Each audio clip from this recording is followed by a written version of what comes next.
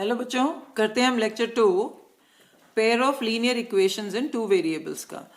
इसमें हमने पिछले लेक्चर में डिस्कस किया था कि ग्राफ अगर बनाते हैं पेयर ऑफ लाइंस, दो लाइंस का अगर हम ग्राफ बनाते हैं तो वो ग्राफ किस तरह से हो सकता है, या तो लाइंस ऐसे इंटरसेक्ट कर जाएंगी या पैरेलल या कोइंसिडेंट। अब मैथमेटिकली हमने देखना है, दो लाइंस हमारे पास हैं a1x plus b1y plus c1 is equal to 0 और दूसरी है a2x plus b2y plus c2 is equal to 0। These are two lines. अब इस केस में कैसे हमने पता करना है, मैथमेटिकली हमने देखना है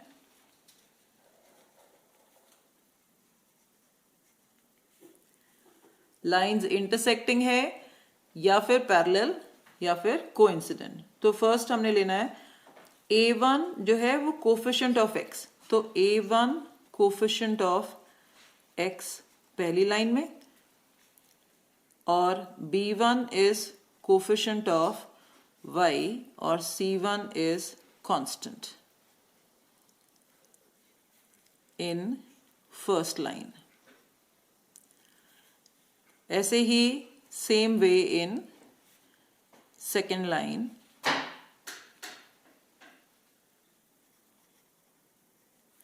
सेकेंड लाइन में जब हम लिखेंगे तो a2 जो होगा वो coefficient of x, b2 is coefficient of y and c2 is constant. अब इसमें फर्स्ट केस हमने लेना है, अगर लाइंस इंटरसेक्ट करती हैं तो इंटरसेक्टिंग लाइंस कब होंगी, a1 upon a2 is not equals to b1 upon b2। इसको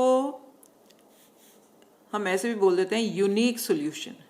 ठीक है, इसके लिए हम एक और वर्ड यूज करते हैं यूनिक सॉल्यूशन। देन सेकेंड, अगर पैरेलल लाइंस है,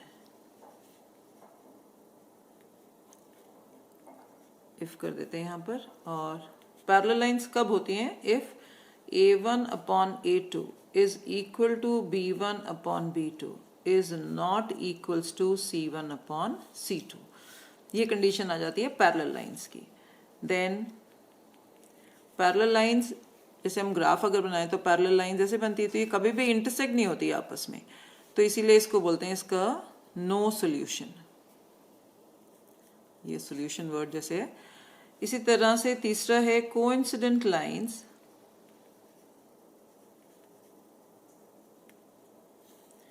कोइंसिडेंट लाइंस में a1 upon a2 is equal to b1 upon b2 is equal to c1 upon c2। तीनों इक्वल होने चाहिए और इसके इनफाइनाइटली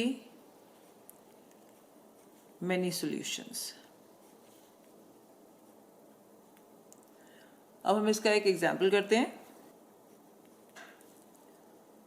दो लाइंस हमारे पास अगर लिखी हुई हैं 2x plus 5y minus 3 is equal to 0 और 4x minus 6y is equal to -2। तो सबसे पहले हमने ये चेक करना है, जैसे क्वेश्चन अगर हमारा आता है कि check whether lines are intersecting, parallel या कोइंसिडेंट, ऐसे आ जाए, check whether lines are intersecting, parallel और कोइंसिडेंट without making graph।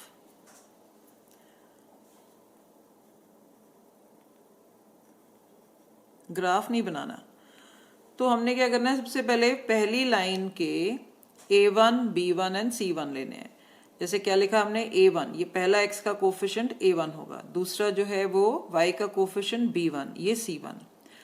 इसी तरह से ये a2, ये b2 और c2 लेने के पहले ये चीज ध्यान रखनी कि सारी टर्म्स इज इक्वल टू के लेफ्ट साइड में होनी चाहिए। ठीक है, तो सारी टर्म्स को हमने लेफ्ट साइड में कंसिडर करना है। उसके बाद हमने फिर जो है चेक करना है कि लाइंस किस तरह की होंगी, पैरेलल, इंटरसेक्टिंग या फिर कोइंसिडेंट लाइंस। तो पहले हम लाइंस को प्रॉपर वे में लिख लेंगे। तो हमने लाइंस को ऐसे लिखना है, 2x + 5y - 3 is equal to 0। इससे पहले हमने लिख लेना है a1, b1 एंड c1, ये फर्स्ट लाइन से। तो a1 is 2, b1 is 5 and c1 is -3। फिर ऐसी जो दूसरी इक्वेशन है, दूसरी इक्वेशन हमारी ये वाली है, इसको पहले हम प्रॉपर फॉर्म में लिखेंगे, 4x - 6y और ये -2 इधर शिफ्ट करेंगे तो हो जाएगा +2 इज इक्वल टू 0। इसके बाद हम इसके कोफिशिएंट्स को लिखेंगे, तो a2 is 4, b2 is -6 and c2 is 2। ये जब हमारे लिख लिए हमने टर्म्स, अब इनके बेसिस पे हम चेक करेंगे a1 अपॉन a2। तो a1 अपॉन a2 कितना आ गया, 2/4, कैंसिल करके ये हो गया 1/2, यानी a1 अपॉन a2 इज 1/2। फिर हमने कैलकुलेट करना है b1 अपॉन b2। b1 है 5 और b2 है -6, तो ये आ गया b1 अपॉन b2 इज -5/6। फिर ऐसे c1 अपॉन c2, तो c1 है -3 और c2 है 2, तो कुछ कटेगा नहीं, तो यही रह जाना आंसर, ये आ गया। अब हमने देखना है क्या a1 upon a2 b1 upon b2 के बराबर है, नहीं है ना, ये हाफ है और ये -5/6 है, कुछ कैंसिल भी नहीं होता, तो ये इक्वल नहीं आए। तो हमने लिखना है now a1 upon a2 is not equals to b1 upon b2। तो ये कौन सा केस हमने डिस्कस किया था, जब भी a1 upon a2 is not equals to b1 upon b2, तो लाइंस कैसी होंगी, इंटरसेक्टिंग लाइंस। देखो हमने ग्राफ नहीं बनाया लेकिन हमें पता चल गया। तो अब हमने यहां पे लिख देना देयरफॉर लाइंस आर इंटरसेक्टिंग। ठीक है, तो हम कहेंगे, फिर ऐसे भी लिख सकते हैं, कई बार क्वेश्चन में आता है, तो यूनिक सॉल्यूशन। तो बिना ग्राफ बनाए हमें पता चल गया कि ये इंटरसेक्टिंग लाइंस हैं। तो हम करते हैं अपने एक्सरसाइज 3.2 का एक क्वेश्चन। अब एक्सरसाइज 3.2 का question number 2, on comparing the ratios a1 upon a2, b1 upon b2 and c1 upon c2, find out whether the lines representing the pair of linear equations intersect at a point, are parallel और coincident. तो हमने ये check करना है, जैसे मैंने example कराया था उसी तरीके से। तो पहला फर्स्ट पार्ट हम करते हैं। तो लाइंस दी हुई हैं 5x - 4y + 8 is equal to 0। ये है 7x + 6y - 9 is equal to 0, ये पहला पार्ट। अब इसमें a1 5 है, b1 इज -4 और c1 इज 8। सारी टर्म्स हमारे इज इक्वल टू के लेफ्ट साइड में होनी चाहिए। a2 is 7, b2 is 6 and c2 is -9। अब हम कैलकुलेट करेंगे a1 अपॉन a2, कितना आ गया a1 upon a2, 5/7, b1 upon b2, ये -4/6, तो कट जाएगा इधर 2s और ये 3s, तो कितना आ गया b1 upon b2 is -2/3।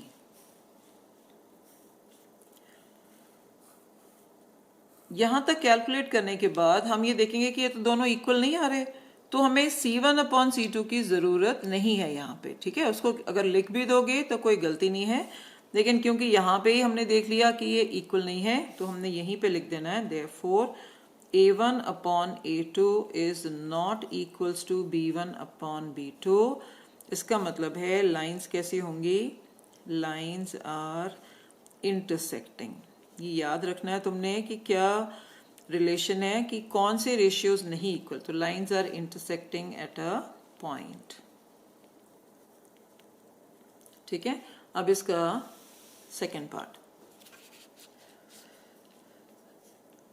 Second part है 9x plus 3y plus 12 is equal to 0। यह है 18x plus 6y plus 24 is equal to 0। इसमें A1 इज 9, B1 इज 3 और C1 इज 12। ऐसे ही A2 इज 18, B2 इज 6 और C2 इज 24। सारी terms हमने पहले देख लिया, सब इधर ही दी हुई हैं लेफ्ट साइड में 0 के इज इक्वल टू के लेफ्ट में। तो हमने अब निकालना है ratio A1 upon A2। This is 9 upon 18, तो ये कट जाएगा 9 2 तो इससे आ गया A1 upon A2 is equals to 1 upon 2। ऐसे ही B1 अपॉन B2 कैलकुलेट किया तो दिस इज 3 अपॉन 6, तो इसको भी कैंसिल किया तो 1 अपॉन 2। तो ये आ गया B1 upon B2 is 1 upon 2। फिर हम C1 अपॉन C2 भी निकालते हैं। क्यों निकाला अब की बार हमने, पीछे नहीं निकाला था क्योंकि इधर इक्वल नहीं आए थे, लेकिन अब ये भी हाफ ये भी हाफ, तो अब हमें C1 अपॉन C2 निकालना ज़रूरी है। तो 12 अपॉन 24 ये भी कट गया इधर, तो C1 अपॉन C2 ये भी कितना आ गया, हाफ। जब ये तीनों इक्वल आते हैं, तीनों हमने देखा इक्वल आ गए, तो therefore A1 upon A2 is equals to B1 upon B2 is equal to C1 upon C2। तीनों इक्वल आ गए, तो ये कौन सा केस है, ये हमारा केस आ गया कि लाइंस कैसी होती है इस केस में, जब तीनों इक्वल आ जाते हैं, ऑल थ्री आर इक्वल, तो इनफाइनाइटली मेनी सॉल्यूशंस। तो हम लिख देते हैं लाइंस कैसी होंगी, कोइंसिडेंट लाइंस, और जैसे बताया ये क्या लिखा था, कोइंसिडेंट लाइंस, और सॉल्यूशन कैसे होगा, इनफाइनाइटली मेनी सॉल्यूशंस। तो coincident lines and infinitely many solutions. अब सेम वे थर्ड पार्ट भी हम जैसे करेंगे, तो थर्ड पार्ट में A1 B1 C1 A2 B2 C2 हम ऐसे वैल्यूज लेके फिर चेक करते हैं। तो थर्ड पार्ट लेते हैं। थर्ड पार्ट में है 6x minus 3y plus 10 is equal to 0 और 2x minus y plus 9 is equal to 0। अब इसमें A1 सबने हमने देखना है पहले कि ये सारी टर्म्स जो हैं इज इक्वल टू के लेफ्ट साइड में है दोनों इक्वेशंस में। तो A1 6, B1 इज माइनस 3 और C1 इज 10। इसी तरह से A2 इज 2, B2 इज -1 और C2 इज 9। अब A1 अपॉन A2 हम कैलकुलेट करेंगे, तो A1 upon A2 this is 6 upon 2, तो कट के ये रह गया 3 अपॉन 1, यानी कितना आ गया, A1 upon A2 is 3 upon 1, या अकेला 3 भी लिख सकते हैं। फिर हमने दूसरा निकाला B1 अपॉन B2, तो B1 इज -3, B2 इज -1, तो कितना आ गया, B1 upon B2 is 3 upon 1, minus cut गया इसका। फिर हमने कैलकुलेट किया C1 अपॉन C2, तो C1 है 10 और C2 है 9, तो ये हमारा ये भी 3 अपॉन 1 ये भी 3 अपॉन 1 दोनों इक्वल आ गए थे, तो फिर हम तीसरा वाला कैलकुलेट कर रहे हैं। अब हमने देखा ये दोनों इक्वल पर ये इक्वल नहीं, तो यहां से हम लिखेंगे A1 upon A2 is equal to B1 upon B2 but not equals to C1 upon C2। तो ये कौन सा केस जैसे इसमें आ जाता है, A1 upon A2 is equal to B1 upon B2 but not equals to C1 upon C2। तो ये कौन सा केस आ गया, पैरेलल लाइंस, नो सॉल्यूशन। ठीक है, तो लिखेंगे लाइंस आर पैरेलल और एंड हैव नो सॉल्यूशन। ठीक है बच्चे, तो ये हमने बिना ग्राफ बनाए तीनों पार्ट्स का हमने कैलकुलेट किया कि इंटरसेक्टिंग थी, कि कोइंसिडेंट लाइंस थी, कि पैरेलल लाइंस थी। तो अगर बच्चे अच्छे से समझ में आ गया है तो वीडियो को ज़रूर लाइक करना और अपने फ्रेंड्स के साथ भी शेयर करो। तो मिलते हैं बच्चे नेक्स्ट वीडियो में। Okay bye.